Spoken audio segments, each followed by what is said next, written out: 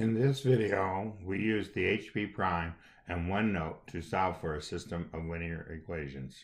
We will be looking at two equations, two unknowns, with an infinite solution. The ratio of our coefficients in the two equations are 2 to 3, -4 to -6, and the constant 6 to 9. Since all these ratios are 2 to 3, we know that we have infinite solutions. We use the solve and expand with each equation to come up with the simplified form. If we hit the toolbox, we hit 3, and we hit 1, we can get the solve command. If we escape out of that, if we hit the toolbox, if we hit 1 for algebra, and then hit 3, we can get the expand command. So we use these two commands with our original equation to come up with our answer 1/2 x minus 3/2.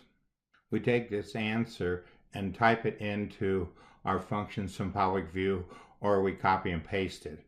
For example, if we highlight it and then we hit shift copy, not the copy here, but the shift copy, and then go over to our symbolic view and hit edit, we could paste it in.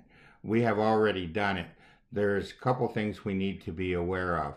We have to get rid of the two list commands, and we have to change the lowercase x that we paste into an uppercase x for it to graph these correctly. After we have corrected these items, press OK, then press plot. And we see that we come up with the same graph that we have over here. We should also note that if we hit the menu and we hit zoom, we actually have zoomed it in from the standard values for drawing a plot. Returning to our CAS view, we use the solve command with both equations. When we do this, the solution that it comes up with is the vector 2y plus 3 as the first element and the second element being y. We should note that for the solve command, we use the braces for the two different parameters. Any point on the line is a solution. There are actually two ways that we can write the answer. We can write the answer in terms of y, or we could write the answer in terms of x. So if we write the answer in terms of y, then we do the with operator with y equals 0 to come up with the answer 3. If we write the answer in terms of x, then we use the with operator with x equals 3 to come up with 0. So these are just two different ways to come up with different points on the line. So all these values here in both cases will give you points on the line. Since this is kind of confusing, some authors will switch this over to a parameter like t and a parameter like s. They also sometimes call this a parameter like k. So this varies from book to book. Our calculator actually writes it in terms of y. We wrote this x to show you what could go on in a textbook, that there would be two different ways to write the answer. We have flipped to the second screen.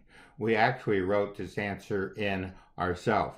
So to do this, we use the list operator, which is 8, and we use the vector operator, which is 5, to write this answer ourselves, and we just pressed enter.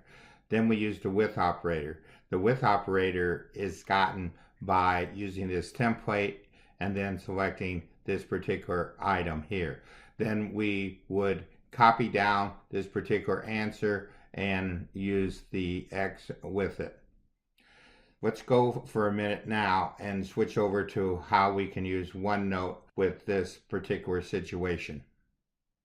We use Microsoft Word's equation editor to type this particular equation in. If we highlight this equation, switch over to the insert menu, hit math, then we can choose an action like solve for x, and it comes up with x is an element of the real. So we wrote our answer from Onenote saying that x could be anything from the real, so that would be like our second answer from the calculator. The first answer from the calculator is also listed here. If we go back to our menu and we go graph both sides in 2D, we see that we came up with the same straight line that we come up with here. So let's close our math one and return to our Onenote screenshots. This ends our video on infinitely many solutions.